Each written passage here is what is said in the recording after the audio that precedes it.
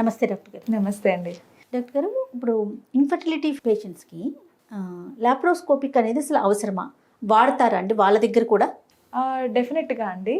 ఇప్పుడు infertility patients అంటే infertility ఎప్పుడు వస్తుంది అంటే ఒక పెళ్ళైన తర్వాత 1 సంవత్సరం వరకు భార్యాభర్త ఎటువంటి బ్యారియరు లేకుండా, ఎటువంటి కాంట్రసెప్షన్ యూజ్ చేయకుండా ప్రెగ్నెన్సీ కోసం ట్రై చేసినప్పుడు ప్రెగ్నెన్సీ రాకపోతే అప్పుడు దాన్ని ఇన్ఫర్టిలిటీ అంటాం. అవును.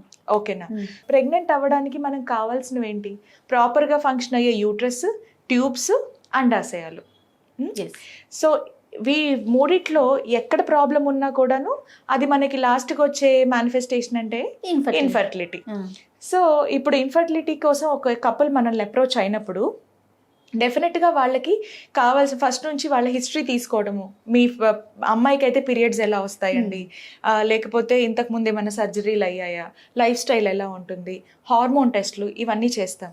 అదే మగవారికి అయితే వాళ్ళ సెమెన్ అనాలిసిస్ ఒకటి తీసుకుంటాము. ఎక్కడ పనిచేస్తారు, ఏమన్నా అలవాట్లు ఉన్నాయా, లైక్ స్మోకింగ్, డ్రింకింగ్, ఇలాంటివి ఏమైనా అలవాట్లు ఉన్నాయా, వేడి ప్రదేశాల్లో ఏమైనా పనిచేస్తారా, ఇలాంటి హిస్టరీ అంతా తీసుకోవడం జరుగుతుంది. ఓకే.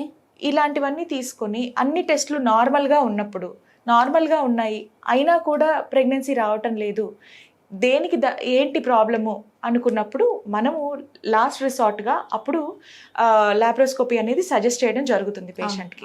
ఏంటంటే మన హార్మోన్స్ అన్నీ బాగానే ఉన్నాయి కానీ అయినా కూడా ప్రెగ్నెన్సీ రావట్లేదు, ఇనీషియల్ ట్రీట్మెంట్స్ ఇన్ఫర్టిలిటీకి ట్రై చేశాము అయినా కూడా ప్రెగ్నెన్సీ రావట్లేదు అనుకున్నప్పుడు మనం ఏదైనా కెమెరా పెట్టి కళ్ళతో చూస్తే తెలిసిపోతుంది.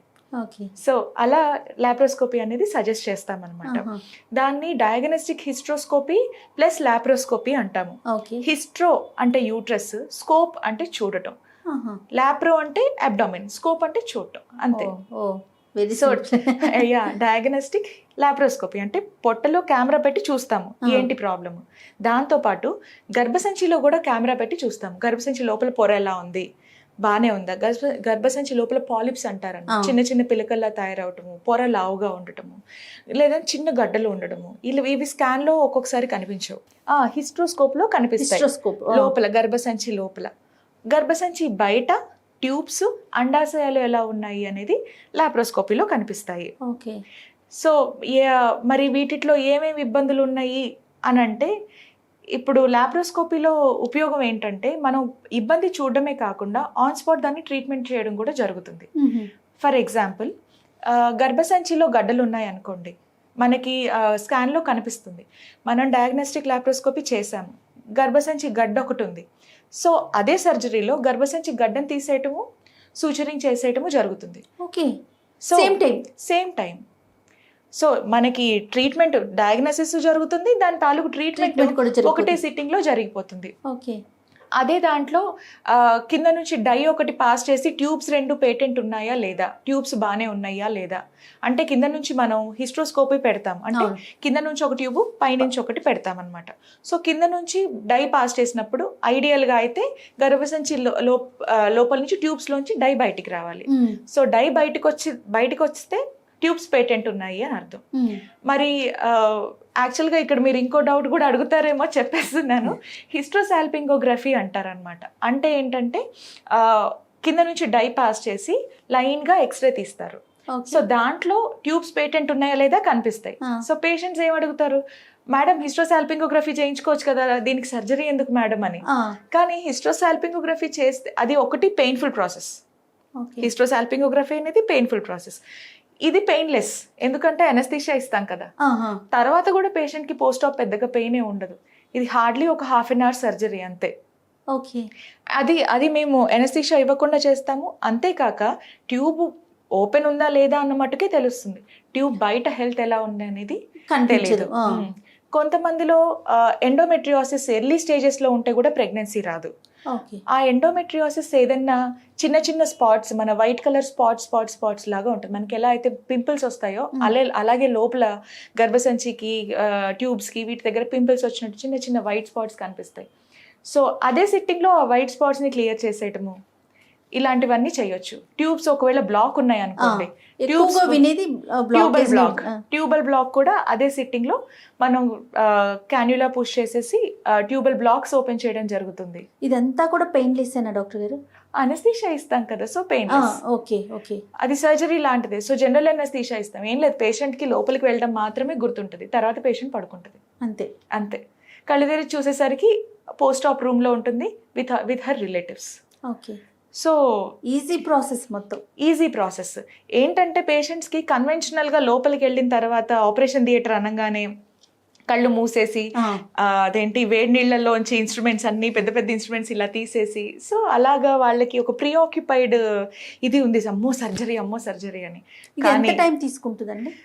Depends on the pathology. Okay, అంటే ఇప్పుడు గర్భసంచిలో గడ్డ ఉంది, గడ్డను తీసేయాలి, సూచర్ చేయాలి.